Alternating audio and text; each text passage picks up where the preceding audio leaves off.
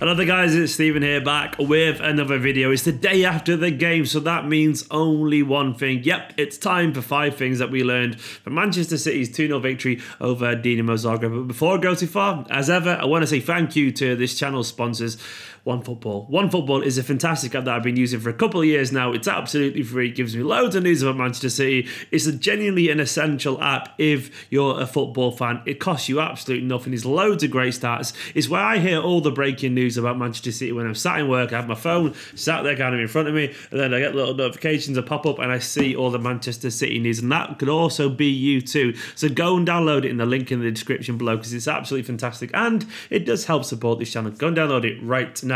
I also want to say as well, I've noticed diving into YouTube's new analytics that most people who watch these videos don't actually get notifications come through as the videos go live, which is ridiculous, but that's how YouTube works. So as you see on screen now, make sure you hit the little bell button where it says subscribe next to it so you get notifications every single time a video goes live. That should be by default in my opinion. For whatever reason, YouTube is messing about with us all. So go make sure you hit that bell button so you don't miss a video when it actually does go live. Let me know in the comments if you've done that. Thank you, and I love you all. But today we're going to talk about 5 things that we actually learned from the game. It was a very fascinating game, and you can see my in-depth thoughts on each player individually over in my match reaction video from last night. There'll be a card on screen, or you can watch it at the end board and all that kind of stuff. Go watch that. But today I want to focus on 5 little things. I'm going to start with the new fullbacks. I know one kind of isn't new, one's been here for a very long time, but it felt last night like we saw 2 new fullbacks, and it offered a really tantalising glimpse of what it could be and what it could potentially offer Pep Guardiola going forward. We could end the season with a very different looking defence to the one started it, put it that way. I was really encouraged by what we saw last night from the 2 guys playing at fullback for very different reasons. I really do believe that Mendy needs like a whole run of games to get anywhere near match fitness before we can actually judge him properly. But having said that, I was still very encouraged by what we saw from him last night. He wasn't always at his very best in terms of crossing, but you can totally see that his left foot is a threat. There were a couple of times where he did get through and he made a couple of good chances, and when his radar is completely tuned, and you got to bear in mind it took Kevin De Bruyne quite a bit of time last season as well to get his way to pass right, and when it's finally tuned, we'll see so many chances come from down that left hand side. All we've got to do is make sure we're getting people at the end of his crosses and people making the right runs, and there will be goals there. Now, I definitely like Zinchenko. I love Zinchenko, but I think it's fair to say that he doesn't offer anywhere near that same level of threat down the left-hand side. And it's obvious that Zinchenko as well is physically much more capable to play in that role. He is a left-back for crying out loud. You know, he should be comfortable there. I think we'll see him get more sharper. He'll get faster. He'll get more confident within his own skin. And he already looked a lot more confident in this game than he did in his previous one. So fingers crossed he keeps growing and developing and getting his confidence back, because he's such a good player if he gets back to the level that we know he could be. Joao Cancelo on the other side, I thought was really good. It was very hard for him to get a touch last night because the ball mainly went down the left, and I'm going to presume that was because of a tactic that Guardiola noticed to try and expose their right back, and it did work for large spells, so you can't really criticise that approach. But Cancelo, when he did get on the ball, showed exactly why we spent a lot of money in him. He's had to have a very slow start to his career at Manchester City, but this isn't a guy who's been bought to be useful in September and August of his first season. He's been bought to be useful over the course of the next few years. So I'm not going to get I'm not going to get impatient and start demanding he's in the team. He's having a slow introduction, which happens with some players, and I think it's probably just about right. As it is, we saw him last night for the first time really in a game that actually kind of semi-mattered, and we got an extended look at what he could potentially be. And I really liked some of the sides. Genuinely, like 1 or 2 little dart forward where he ran past people for fun. It was really encouraging. He obviously has exceptional technique. I think genuinely Kyle Walker is underrated in terms of defensive ability, and I think he definitely probably is more suitable than Cancelo defensively, but he's got nothing at all on Cancelo going forward. So I thought we saw a very interesting glimpse of how we could line up in the future, and we also saw that in terms of a new formation. Last night wasn't our usual kind of like 4-3-3 kind of thing. We often play like a 4-1-2-3.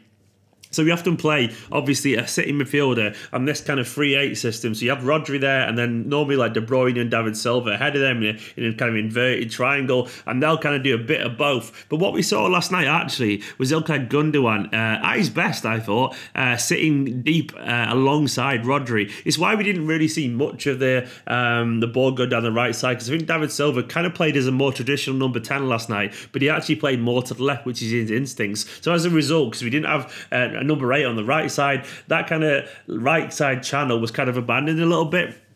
Hence why we didn't really get many kind of like chances through that side. But I thought Gundogan and Rodri as a kind of double pivot were absolutely fantastic. The amount of chances that they snuffed out, the amount of like attacks from Dinamo Zagreb that they snuffed out before they came chances, they were all over them in midfield. And Gundogan, as we all know, seems to play his best football when he's facing the goal, when he's got more time to be on the ball. And I thought last night he recycled possession absolutely excellently with Rodri. They were both taking turns to go forward and go back.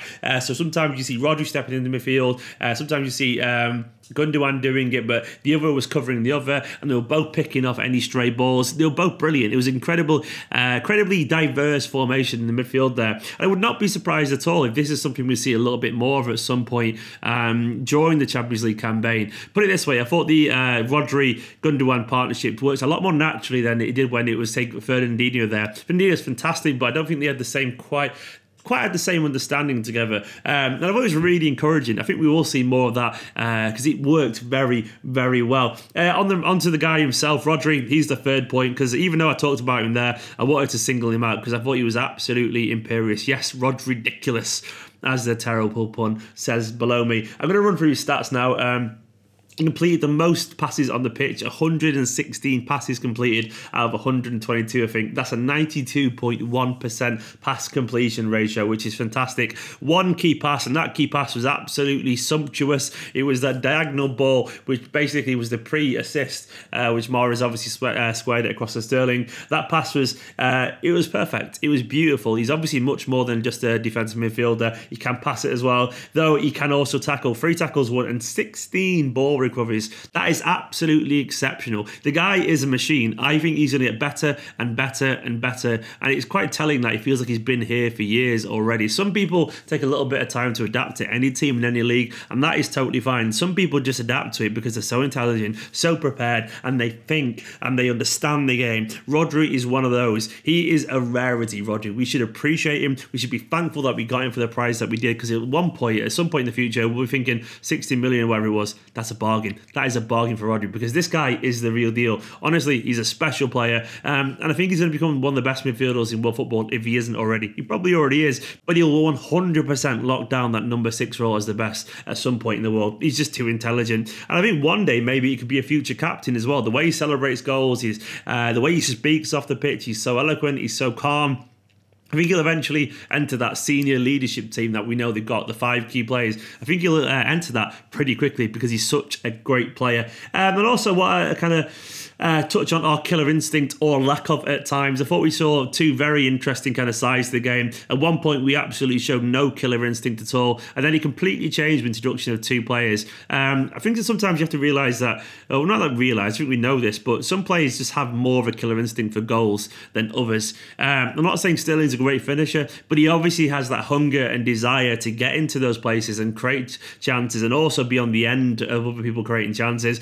And I think his introduction is what changes the game really in that front. We had loads of players on the pitch like Gundogan and David Silva and Bernardo, who are all neat and tidy in possession, all working really hard and all that kind of stuff, but none of them I would say are natural finishers really. Bernardo maybe the closest, but I don't think they have that same desire for goals that Raheem Sterling does. And I think it was really inevitable in the end when he came on that we were going to score. And even like with Phil Foden when he came on, Foden is actually a natural goal scorer. We've seen him score plenty of goals for Manchester City now. He scored quite a few in a very short space of time in his career, in a very short amount of minutes as well, because he's a natural goal scorer, a guy who scored 20 goals a season for the under-18s. And you could see with his finish right at the end there, he needed one chance and he finished it. And we were wasting chances just as good as that throughout the game. As much as it's great having these small technical players on, sometimes you have to make sure that these small technical players have that killer instinct. We did have it in the first half, and it was no surprise that the 2 chances that we actually scored came from players who have a record of scoring goals. We have to make sure we get the balance absolutely spot on. And I've just touched on Phil Foden, so I'm going to go back to Phil Foden himself. Yep, it was really disappointing that he didn't get a start. But I want to talk about him just because what Pep said. I thought Pep's comments were really interesting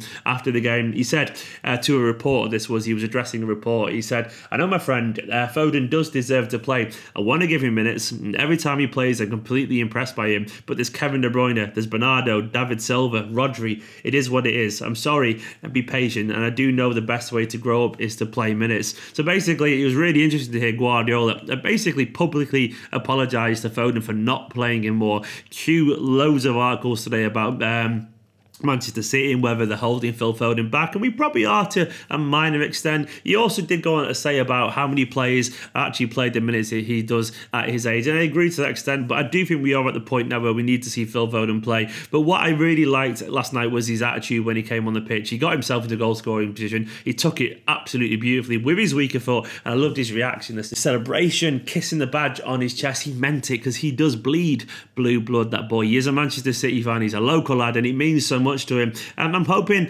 that we will see him get plenty of games now, because we do need to give him a chance. Having said that, I don't think we were wrong to keep him on the bench as long as he did. Weirdly, I actually think the midfield was really in control, and there was only 1 goal in it, and I understand why Guardiola didn't want to upset the rhythm because it was working very well. But I do want to see him start maybe in games like this every now and then, because Foden is a very, very talented player. He's going to be the one that hopefully can take over for David Silva one day, but to know if he's good enough to do that, and I think he is potentially, we need to see him on the pitch to answer that question. Otherwise, we're going to go into next season not knowing whether Phil Foden is actually good enough. I do trust in Pep, and I do believe that he will use him at some point.